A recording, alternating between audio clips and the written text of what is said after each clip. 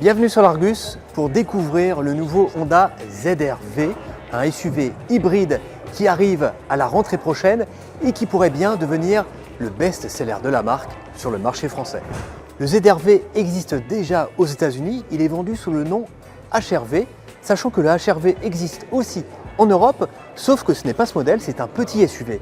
Bref, pourquoi faire simple quand on peut faire compliqué? La chose à retenir, c'est que le ZR-V est la version SUV de la nouvelle Civic. Il reprend la plateforme, la motorisation full hybride de 184 chevaux à traction avant et le même look général.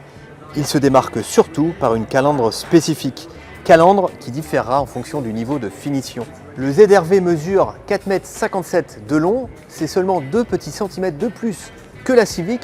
En revanche, SUV oblige, il fait une vingtaine de centimètres de plus en hauteur à 1,60 m de haut. Ce SUV du segment C viendra rivaliser donc avec les Peugeot 3008, les Renault Arcana, les Kia Sportage, Hyundai Tucson ou encore la nouvelle Toyota Corolla Cross. Et dans la gamme Honda, il s'intercale entre le HR-V et le CR-V.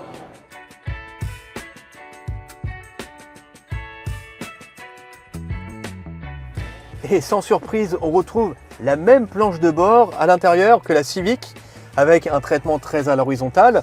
Cet écran de 9 pouces à écran tactile, les mêmes compteurs numériques, semblablement la même qualité de fabrication. Finalement, les seuls éléments distinctifs par rapport à la Civic, c'est cette console centrale avec ce petit rangement en dessous.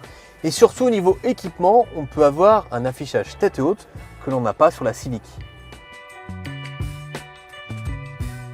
À l'arrière, on est bien installé, on a une banquette qui est un peu ferme, elle ne coulisse pas, mais on a quand même de la place pour les jambes.